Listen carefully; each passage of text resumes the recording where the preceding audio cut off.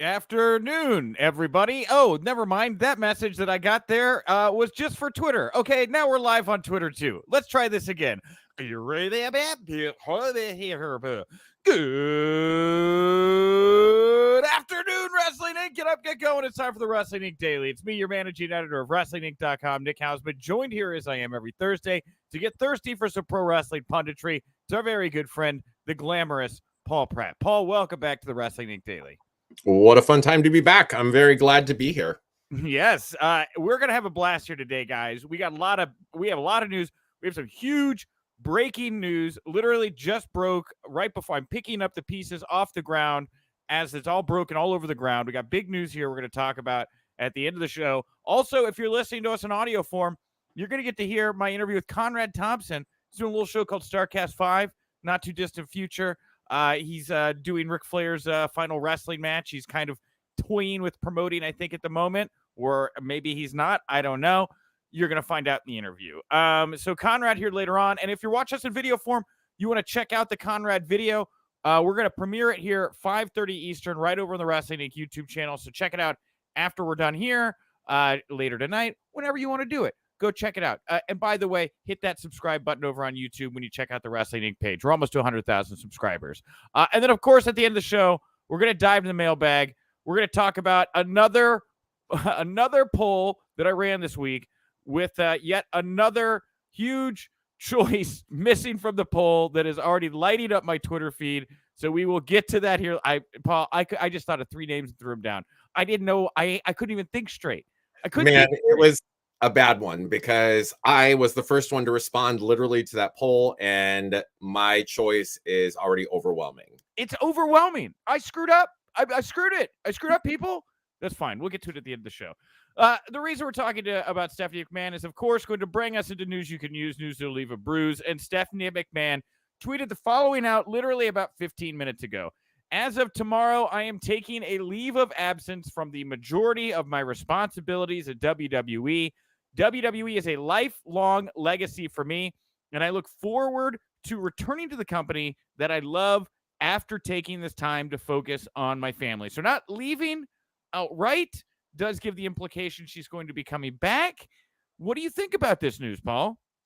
Well, when I was reading our article, the Wrestling Inc. article about this, I had to giggle about the fact that we are using the term major cardiac event for Triple H without using it in quotations. I mean, the dude had a heart attack.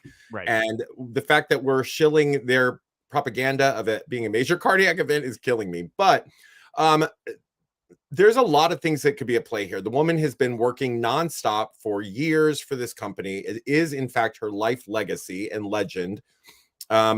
So taking some time away could be just something that she needs. You know what I mean? It's something that she needs at this point. The flip side of that is also that this could fuel further, kind of conspiracy theories that WWE is going through massive changes and she's stepping away while they do whatever it is they need to do to restructure, because she probably has accrued so much PTO that if she doesn't get it before they sell out, that she'll never get that money.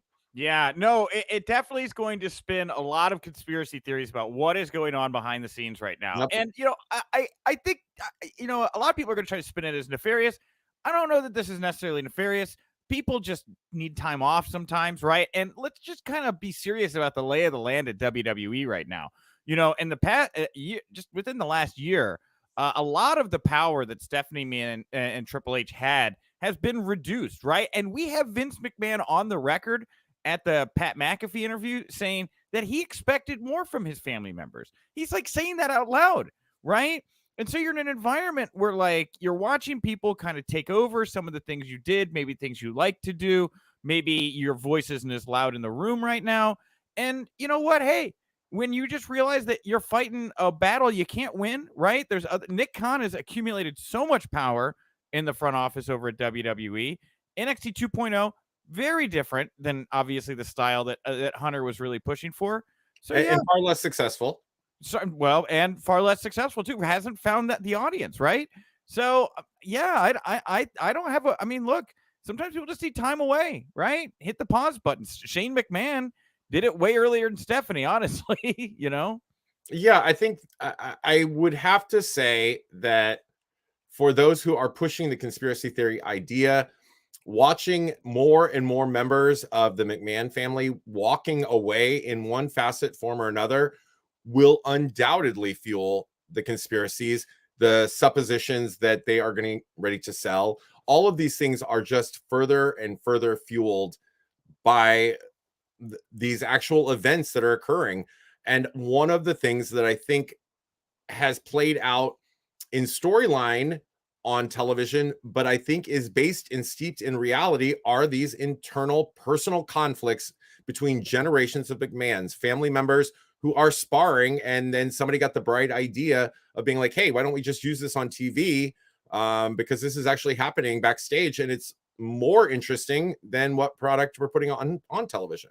Yeah, and by the way, I've neglected to mention the chat room is open here. Reed Cooper here for Polio right now. Armel, thank you for chiming in as a first-time writer here as well. But yeah, Oscar Rodriguez, WWE will be selling to Disney soon, right? And that's one of the theories that you kind of threw out there as a possible conspiracy. And I think there's probably a lot of fire to that smoke, honestly. You know, if they know coming down the pike, there's going to be some big changes. Time to get out of the way.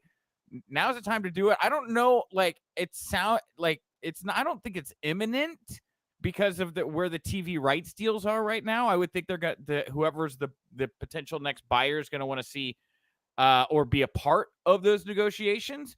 So I don't know, but I do think that in the not too distant future, we are going to be seeing something there about the company being sold. It just seems like Nick Khan protests too much. He always talks about how we're not for sale, but we're open to conversations, right? Like they're interested. They're interested. Yeah, I mean, I think that this is a situation where it's ideal in some capacities. You know how the saying goes that the best time to get a new job is when you already have a job, or the best time to sell your home is when you don't want to or need to sell your home, you know, because of the fact that you don't have to take any lowball offers. You don't even have to entertain those. Instead, you are making good profit. They're streamlining, which is going to make it even more profitable. And so if in fact the chance or opportunity comes to sell, then, you know, take it. I also have to firmly believe one of the things that comes across to me about this whole structure of WWE is that Vince McMahon I think he's very has a very high opinion of Vince McMahon. And I do not think that any of his children will ever live up to that legacy. And I think that he would ultimately rather almost make a lot of money. I mean, it's hard to imagine somebody who already has so much money wanting more, but make a tremendous amount of money and then be able to blame the ultimate demise of the company, if that's where it comes to, on somebody else besides his own family. I don't think that he is the type of person who has found that child he wants to pass it on to. Yeah. Speaking about passing on these live streaming rights, you know, Nicholas, my plant friend here, saying they definitely need to get away from Peacock. Reed, you know, saying Universal would be a good choice. WWE to NBC. Forgotten MMA saying NBC does have the better chance. Somebody that nobody's talking about right now is Netflix. I saw some buzz earlier this week about how Netflix is getting into the live streaming game here to try to maybe offset their first decline ever in subscribers, nearly tanked the stock. So they're looking to go out there and spear some big game right now. They need to bring something to the table right now that's going to help boost them up. How much they're willing to pay for it, I don't know, but I see a Netflix, I see an HBO Max. Well, HBO is probably more with Warner Media. That's probably off the table, but I see a Hulu, right? Like these are entities that are looking to flush out not just archive content, but live streaming content right now. So goes beyond kind of some of the traditional outlets that we've been banning about. The thoughts that Netflix is going to be dead by 2023 from Reed Cooper. Yeah, I do not foresee that at all. Little known fact, I worked for Netflix many years ago at the launch of that company, long ago that we were educating people on what DVDs were, and people thought that when DVDs started to go by the wayside that company would die as well. And they were decades ahead. They were the first to really, I was in the very first meetings where Netflix was talking about streaming. And man, I remember we were all scratching our head because we did not think that was possible. But now, obviously, very different story. I think that they're already ahead of the curve on that. Yeah. All right. Well, we're going to circle back. We'll talk more Stephanie in the mailbag. We do have a Stephanie-centric mailbag. But a big follow-up here on obviously the biggest story of the week, which has been the Naomi and Sasha walkout on Raw. The Wrestling Observer saying Naomi's WWE contract set to expire in the very near future. Now, no word exactly when, but Naomi could be a free agent right now in the not-too-distant future. What's your take on all this? I know you chimed in earlier this week and you were happy we had Issa on to talk about all this. Yeah, I absolutely was happy that Issa was on, and shout out to Issa in the chat. She is in fact there. So, I think that this is an evolving story. It's certainly captivated the imagination of everyone. I think that one of the things that I mentioned on that in a comment was that this is something that in many ways Sasha foreshadowed a year ago. She was on the Broken Skull session with Steve Austin, and at that time she told Steve outright, this was shortly after those allegations of a full-blown tantrum and throwing herself around on the floor or whatever the allegations were, and when she was a tag team champion back then, if you remember correctly. Right. And she said to Steve Austin outright, look, I am grateful for everything that's been given to me, but I'm beyond that point of being grateful just for my airtime. I'm beyond grateful for, and when I say beyond, I mean beyond being grateful for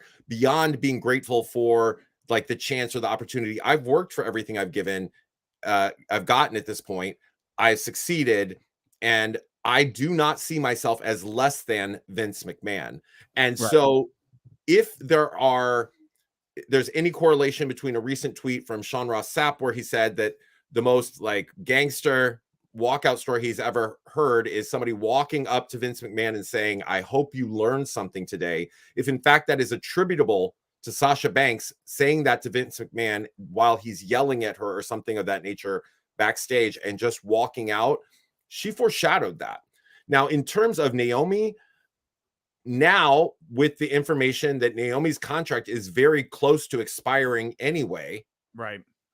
if that is in fact true as well, it makes far greater sense why she would go along with Sasha, because she's like, I'm about to be out the door anyway. They're not going to, if they're not really valuing me as one half of the tag team champions, if I've barely gotten any attention up until the last few months, for the last 2 years prior to the last 3 months or what have you, I do not foresee a good future for me here. So why the hell would I put up with the BS at this juncture? I can just walk out. My contract will expire, and then I start anew. Yeah, it's an interesting conversation, right? I'm like really happy for them because you have this stuff I think is like kind of necessary to the process. I brought up the women of color issue with Issa on Tuesday, and like A, it's just a bad look for them. But B, it's like a real fight, and like when you look at the fact that these two are going to be set up to just, take L's, it's a discredit to them. It's a discredit to the tag division. And like, I can just feel that frustration from them. And so, yeah, maybe Vince, maybe the line's true. Maybe Vince did learn something here today, but I don't think he did learn anything today, but I do think that Sasha realizes that at her point in her career where she's at now, she is experiencing tremendous crossover success.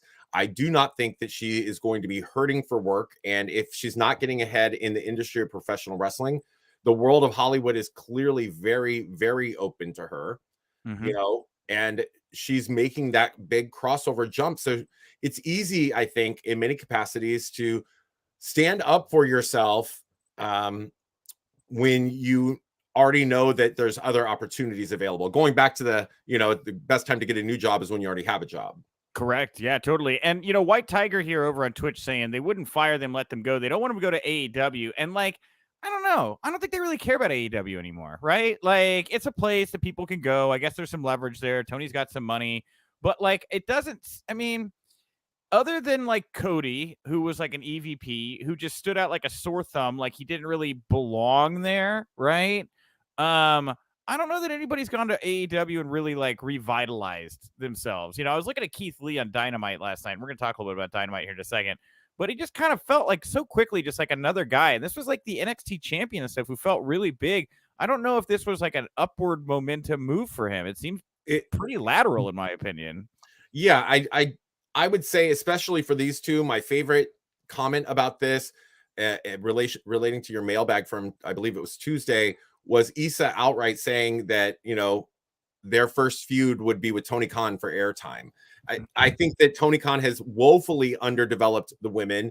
Ruby Soho was a huge acquisition in the minds of many, and she has basically faded from any kind of memory of being even on that show. Dude, they needed to have her beat Britt. It was time for that switch to happen. I don't know why they were just like feeding Britt everybody for. It's just anyway, different conversation. They were solidifying Britt as their champion, and Britt was already at the top of the food chain there. I felt like that would have been a great opportunity for Ruby to do well. I think that the idea behind it was that Ruby just came off of WWE and had not done well there. And so they had to revitalize her. And maybe there is something longer term here going on. But at the same time, I'm not sure that either of these women, you know, would find a much better spot in AEW because they don't have that. But in terms of other people who are superstars there, I think that Malachi Black has done well in terms of... He looks better. Yeah, he's better. He definitely looks better. I think that they've got people that they are going to develop. You know, it's hard. They just have a glut of talent and very limited opportunities to focus on everyone. I just look at Christian sometimes. And I love Jay. Jay, wonderful guy. But has his negotiating power gone up any at all? Like if he goes back to WWE and he's like, "You guys gonna get me, or am I gonna have to keep putting over AEW?" I think they'd be like, "Dude, whatever you're making there, I think you can keep it." You know, like it is weird to me the transition there. Yeah, no, Christian is a forgotten cause. You know what I mean? That ship has sailed. Well, Edge shared a photo of Paige today. Got everybody thinking that she might be coming out of retirement to join Judgment Day. I thought I'd bring it up just everybody got so excited about it. No idea how real or tangible that could be. But this week he's teased both Paige and Ciampa to join his spooky family, Judgment Day. You know, Paige is definitely kind of feeding into that idea. And I'm sure that people would love to see her back on television, even if it's in a non-competitive capacity. So I'm not sure about that, though, because Paige simultaneously has not always said the most flattering things about WWE and doesn't seem inclined to necessarily want to return. Speaking of spooky families, Issa is reading us in the chat because she's saying that Malachi is not doing better because he's feuding with Fuego. I meant in terms of the overall perception, even though he's not in a high-level feud right now, I think that in terms of character development and his capacity to be quickly heated up into a main event star, it's there. He is perceived as a very valid threat, and he never kind of got that advancement on the main roster in WWE. I agree. And the whole act, too, right? Like, he's somebody could go back to WWE and be like, guys, look at this. Yes. Right? Like Cody went and found out who he was, and you're doing exactly the same thing in WWE. Can I become your psychopathic Norwegian kill monster? Like, anyway, psychopathic Norwegian kill monster. It's a good way to describe him. That's his new gimmick. That's his new gimmick. Let's talk a little bit about Dynamite. Norwegian kill monster. Last night was Dynamite. We found out the Jokers. One was Johnny Elite, took on Samoa Joe. The other was Maki Ito, took on Britt Baker. Both came up short. AEW on TNT, that Twitter account botched the Johnny Elite graphic. They wrote out Johnny Gargano. And PW Insider saying Johnny Elite has not yet signed with AEW, but the door is open for more work down the road. Kind of reminds me of a Matt Cardona situation. Remember when he was there for like a half second? Yes. Actually, they've done that a few times with various people. But, you know, I look at the chat where it says people say AEW roster is bloated, yet get mad when the Jokers are not top tier. TK can't win. I think that part of the problem with what is being addressed there is that the AEW roster is bloated. Why do you need to bring in people as jokers or surprises other than simply trying to tease people into watching. That's what the purpose of those jokers was, folks. I just so you know, it was to get people talking in hopes of showing up thinking it might be a Johnny Gargano or somebody else, and it wasn't. Therefore, people were frustrated. And that's because exactly what I have said multiple times here, and that is the constant teases, the constant debuts, the constant surprises, all of this stuff at some point is going to turn around and bite him in the ass, because it does not always pay off. And I think there are ample people who would have argued that they would have rather seen people who are already long-term players on the AEW roster who got these opportunities to be showcased on television. But I already kind of expected whoever the Jokers were to lose. Like, you're not going to beat Samoa Joe. Britt Baker's not going to get beat in this early bracket, right? Like, I thought that they were going to bring Harry Smith in to face Joe, and I thought that would have been great. But I was fine with Johnny Elite. I thought he looked okay. There were a couple spots where I was just like, man, I don't know. Like, wasn't maybe Johnny's best outing, in my opinion. Maki Ito is beloved, but it's just like there's not enough awareness of Maki Ito, right? It just kind of fell a little flat. I was very excited to see Maki Ito. I was live in Jacksonville when Maki Ito made her big debut with AEW a little over a year and a half ago, something like that. The audience where she was like still singing while everybody else is fighting in the ring. That was hilarious. It was amazing. Of the Japanese stars that they've brought in, I think that she's actually the single most charismatic. Oh, for sure. I'm not and that includes their two Japanese women's champions. So I think that there's a great opportunity for her there, but I simply put would have much rather seen any number of countless people on the AEW roster who are not getting the kind of shine that they deserve because it's overblown and oversaturated, to have had this chance to shine on TV in some kind of opportunity. Well, also last night on Dynamite, Serena Deeb laid into Dustin Rhodes, who had the audacity to say that he did think she could beat Thunder Rosa, and made some pretty stiff jabs at WWE, brought up breast implants, brought up head shaving, called Vince a creepy old man. It certainly lit everybody up, man. A lot of people talking about this promo. Did it hit you? Did it feel authentic? Do you think it worked? I enjoyed most of it. I enjoyed most of this promo. And I think that, I think that the kind of bitterness and the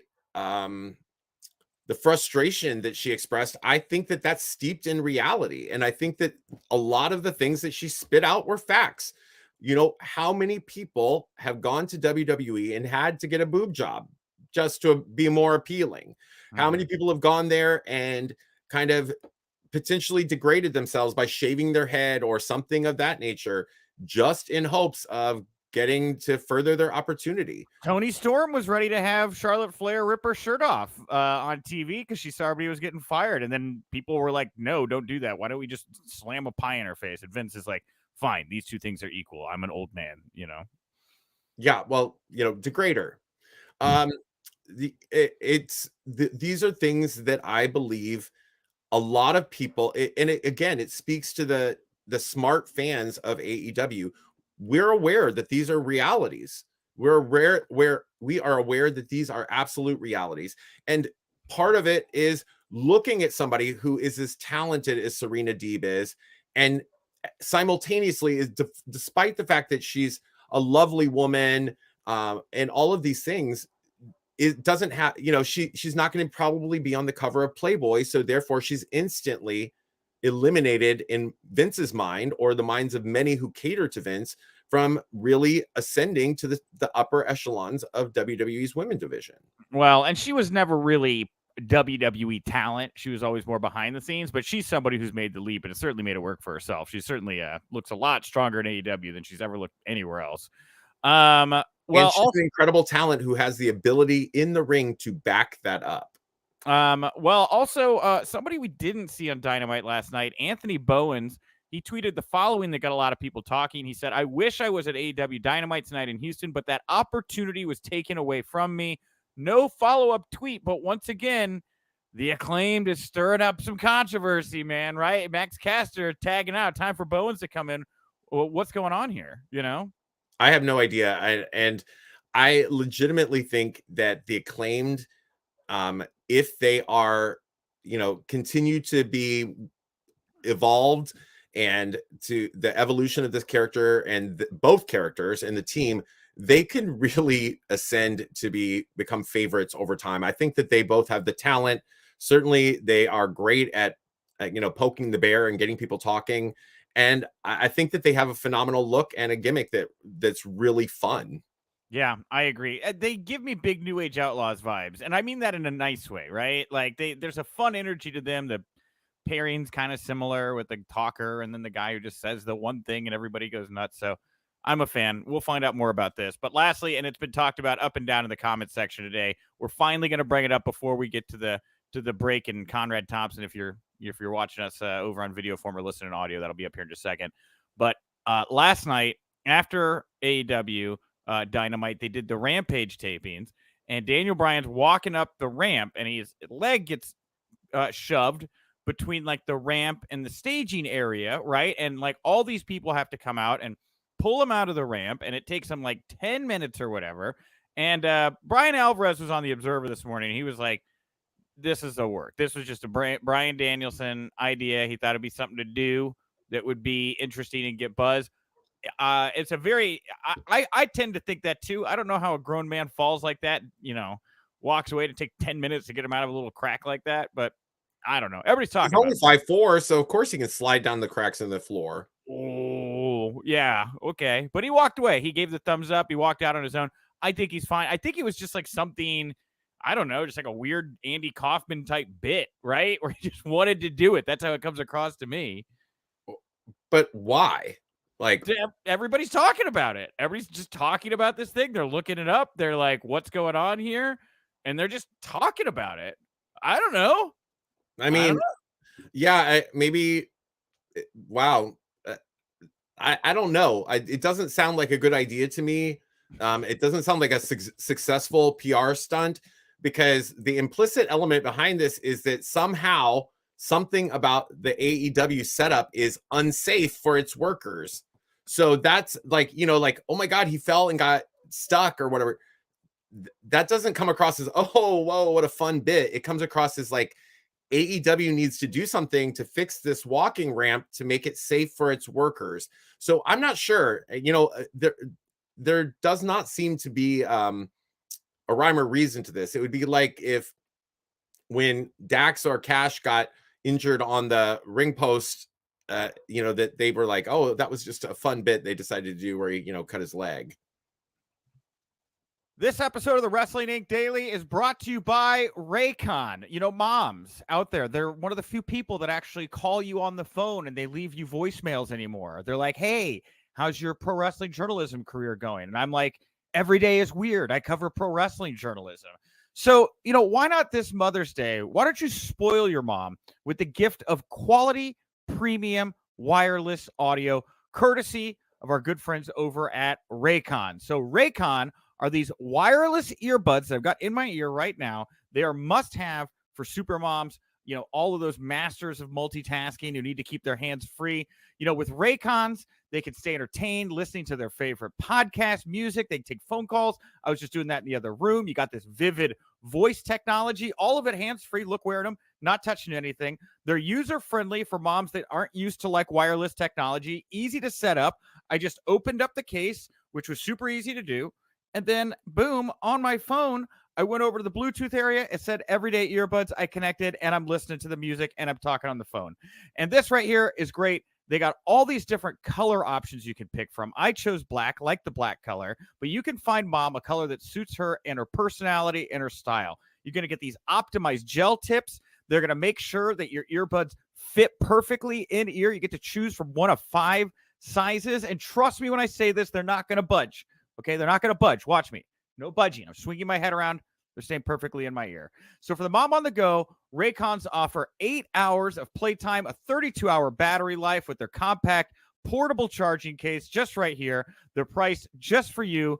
You get the great quality audio. You get half the price of other premium audio brands. And Raycon's everyday earbuds right here, they have over 49,000 5-star reviews. So Tell your mom how much you love her. Make sure she hears it in crystal clear audio by going to buyraycon.com/wrestling inc to get 15% off your Mother's Day order. Again, that's buyraycon.com/wrestling inc. And we want to thank Raycon for sponsoring the Wrestling Inc. Daily. And we're back. All right, everybody. Woo! Busy news day. Thank you so much for sticking around here. Thank you to Conrad Thompson for taking the time to chat with me. Great interview. It's available right now over in video form. You want to jump out after this, over to that, go check it out. It's a great bit of business we did here. All right, let's dive into the mailbag here, find out about how very stupid Nick Hausman is. At Wink Daily, WINC Daily. That's the account to follow if you want to vote in our daily poll. Today's poll question I thought of very, very quickly just before we went on there. I said, who is Stephanie McMahon's greatest on-screen rival? Well, we have over 300 votes here, and just the last, not even hour, half an hour, 36% say The Rock, 17.1 tie between Triple H and Vince, but 30%, they all pretty much wrote in unison after you, other than one person who said The Undertaker. Chris Jericho, the Wizard, the guy who's totally not a nerd, who calls himself a wizard, Chris Jericho. I apologize. I had forgotten briefly there about all of the great wordplay between Chris Jericho and Stephanie McMahon. Man, Chris Jericho, in my opinion, by far is Stephanie's greatest rival. I think that some of the most iconic moments of Stephanie's career, and in a lot of ways, I think Stephanie got hugely over because of Jericho. So, yeah, Jericho wins. The Rock got technically more votes, but I think it's obvious if this many people took that much time to single-handedly write in all of these names, Jericho over and over again, we're just gonna say Jericho won here today. All right, everybody, I have to run back to getting coverage of the Stephanie McMahon news stuff over on the site. So we're going to put a button in it there for today. Support the wrestling. What's the truth? I got to go. I just was talking about White Tiger's comment. He's like, I'm going to get you, you nasty beast. And I'm going to get you too, Rhino. That's right. It's a great line. It's a great line. A whole bunch of zingers. Go enjoy yourself a Stephanie McMahon YouTube rabbit hole today. Support the Wrestling Inc. Daily. We're on all the podcast platforms. SupportWrestlingInc.com. We're on all the socials. Of course, come back here tonight after hours, right? I think it actually starts at the same time as Impact or something. I'm not really sure what happens with the Thursday show anymore. But the Wrestling Podcast is live tonight. It's like this. They talk wrestling and I guess other stuff now. I was getting up to speed. I'm not really sure. Paul, anything you want to plug, promote, put over here to wrap up the show today? Hey, I'm just very excited. I want to tell anybody who's in the Northern California area on Sunday, June 5th, we're going to be hosting a show called Full Queer. It is an all LGBTQ plus show in Pacheco, California. And it was just announced today that we are going to have the incredible Mia Yim, who is going to be joining us. Not only to she's going to do a seminar, a meet and greet. She may even beat somebody down, she said. So that's on Sunday, June 5th, Pacheco, California. Follow my socials at the Glamazon PDM. There'll be plenty of information about it. Awesome. And I'm at Nick_Hausman over on Twitter. Thank you all so much for tuning in. I'll talk to you tomorrow. And remember, if you winked, you didn't miss it.